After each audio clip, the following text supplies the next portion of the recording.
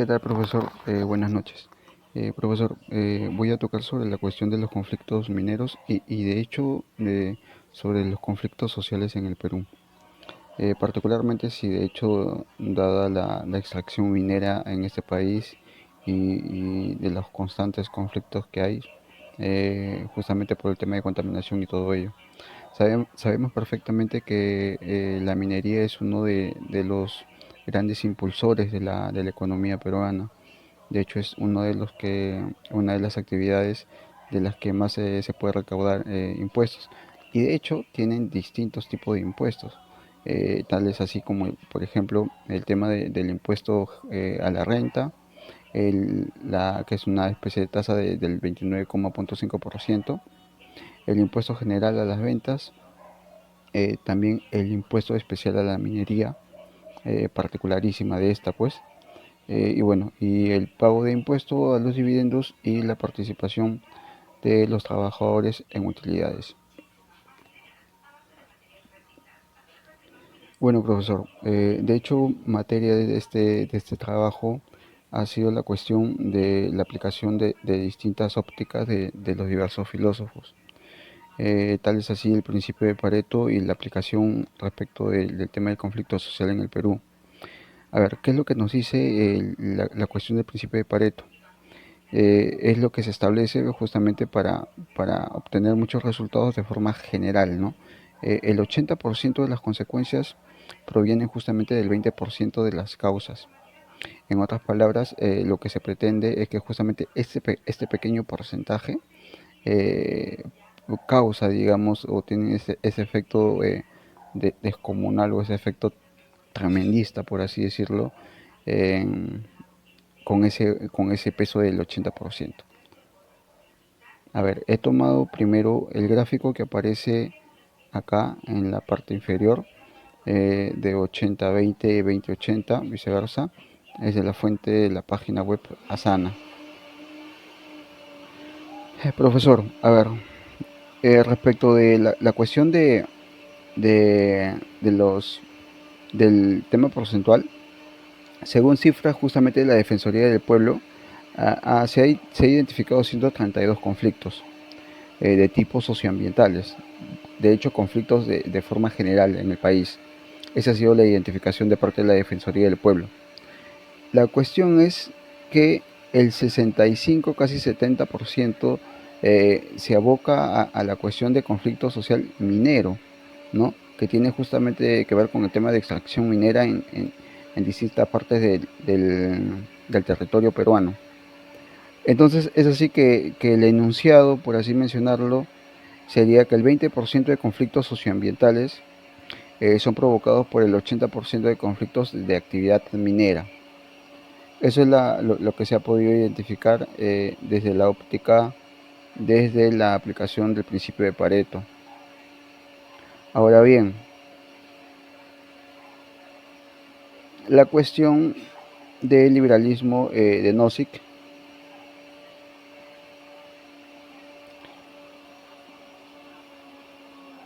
mire, profesor, hay cuestiones en las que uno puede sí estar de acuerdo con algunos postulados de este filósofo y hay otras que no, de hecho. La cuestión particular, bueno, acá hay un cuadro comparativo de pensamiento político de Nozick, de la aplicación de lo que él pues, propone, y del liberalismo político que uno ha podido identificar en mi país, en la situación de mi país. De hecho, sí se promueven las libertades civiles, eso es lo que en todo Estado, eh, ahora sí, en lo que todo Estado promueve, por lo menos esta parte del mundo en Occidente. La cuestión también que se apela justamente a los derechos individuales y a la legitimidad del Estado. Eso también lo hemos visto en nuestro país haciendo ese parangón. También consideramos que sí es parte del sistema democrático.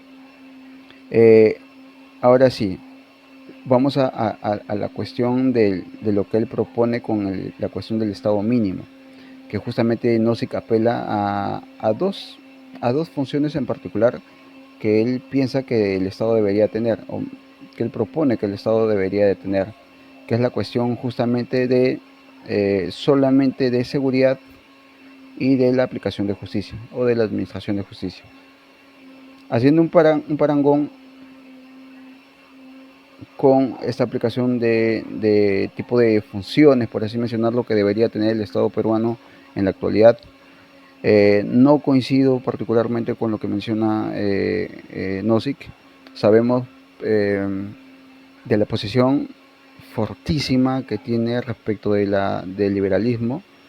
Eh, yo de hecho también propugno ideas de cuestión liberales, pero la cuestión del liberalismo que tiene Nozick sabemos que está un poquito más apegado hacia cierto extremo, por así mencionarlo. Y de hecho sí, ¿quién no defiende las libertades del individuo? De hecho también considero que el Estado debería meterse en las cuestiones más mínimas posibles, pero no tanto llegar al punto de proponer solamente dos, que es el tema de la administración de justicia y el tema de seguridad, como es que propone en el caso de Nozick. Sin embargo, lo que sí considero es que la aplicación, por ejemplo, del mantenimiento del orden, de hecho está, el Estado también debería asegurar la cuestión de los servicios sociales, promover la actividad económica, claro está, no solamente desde el punto de atracción de la inversión privada, sino también la inversión pública, que claro, debería ser menos respecto a la inversión privada. La inversión privada debería ser muchísimo más, y eso es algo que el Estado peruano debería propender. Garantizar, sí, la garantización de derechos humanos, claro está. La fomentación también de relaciones exteriores, vivir en un estado, una especie de estado de concordia con nuestros países hermanos y sobre todo con otros países de otros continentes para justamente tener este tipo de relaciones basados justamente en la fomentación de relaciones exteriores. La administración de justicia, claro está, que también, bueno, que eso es lo que sí propugna Nozick, pero que sin embargo ya hemos visto distintos tipos de factores que a lo que el Estado debe promover. A ver, ¿qué se propone también? Él se opone totalmente a una política distributiva. Eso también es preponderante, digamos, en el sentido de que son de las cuestiones que más se le critican, Nozick. Él de hecho se propone a que, él se opone a que haya una cuestión distributiva dentro del Estado porque lo considera pues que no es ético, no es ético ni moral, porque considera que se le está quitando a todas las personas o a todos los contribuyentes, por así mencionarlo, se le quita a cierto grupo que sí contribuye para darle a un grupo que él considera que no ha contribuido, que contribuye lo menos. A ver, hay una cuestión particular y es la que me voy a permitir mencionar, que es el tema de la distribución y que de hecho, haciendo el parangón con, con lo que nosotros hemos mencionado, es que en nuestro país sí existen políticas de tipo de asistencia social, que yo sí también considero de que esto de acá debería ser una cuestión transitoria y de hecho creo que así lo es. Tal es así como la cuestión de los programas sociales como Jale Warma, Programa Juntos, Pensión 65 y esos programas de tipo asistencialista.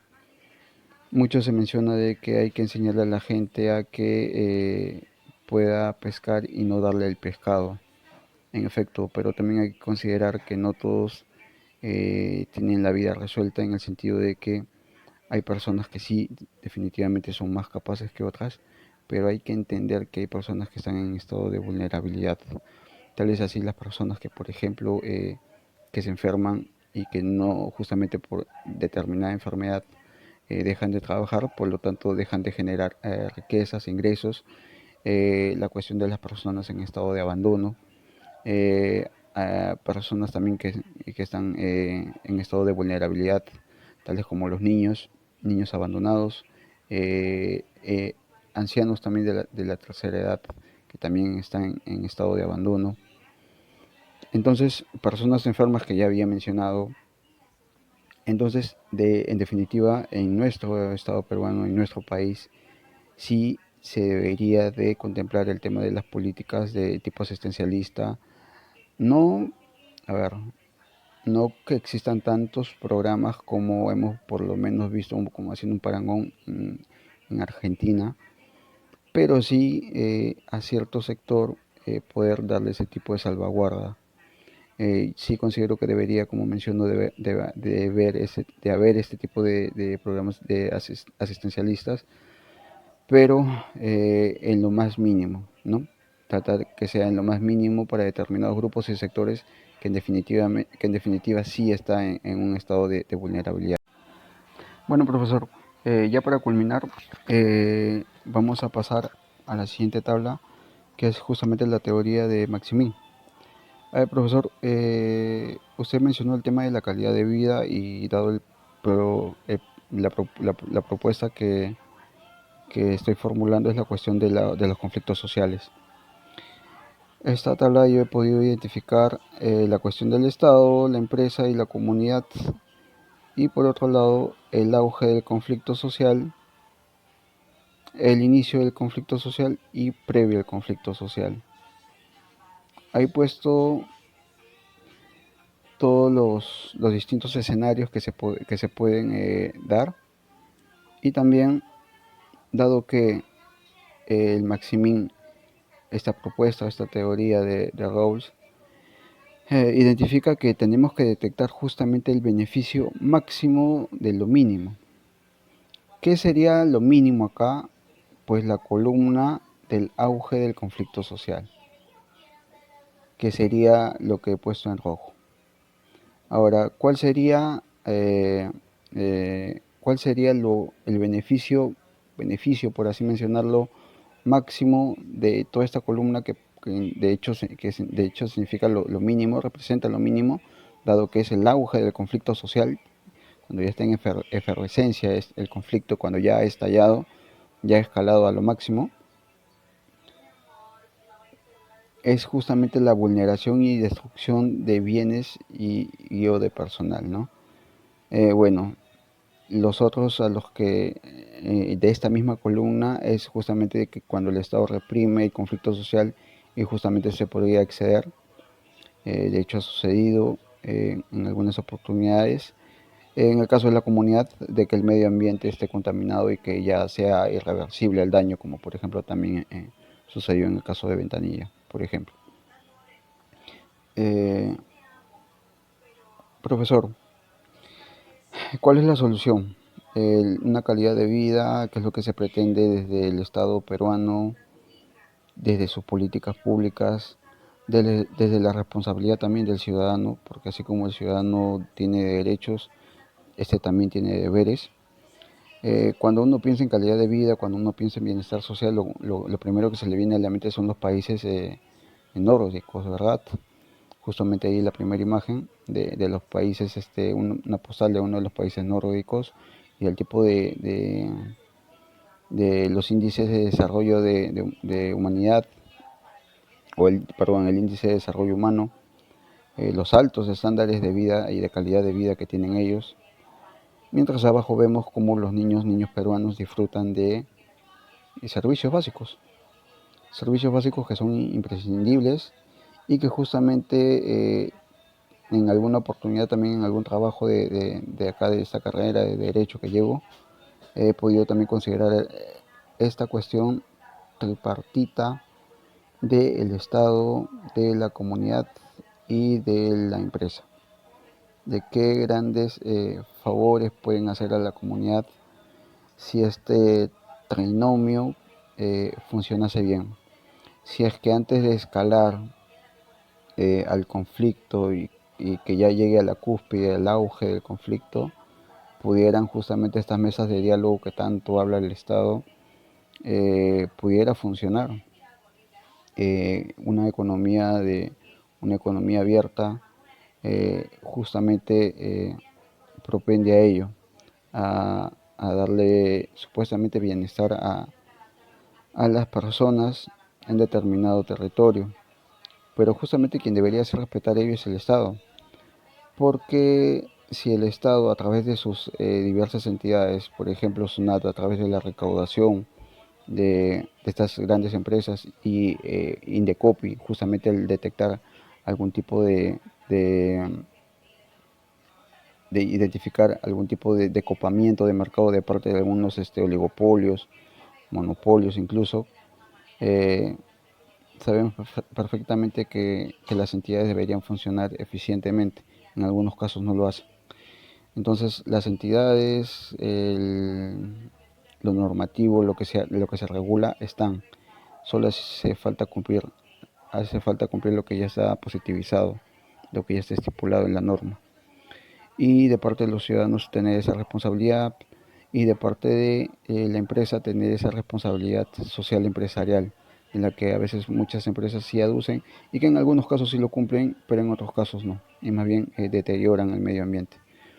Y sin embargo este trinomio fuera fuerte desde el inicio, desde antes de que escale el conflicto, sería beneficioso para la empresa, para la comunidad y para el Estado peruano.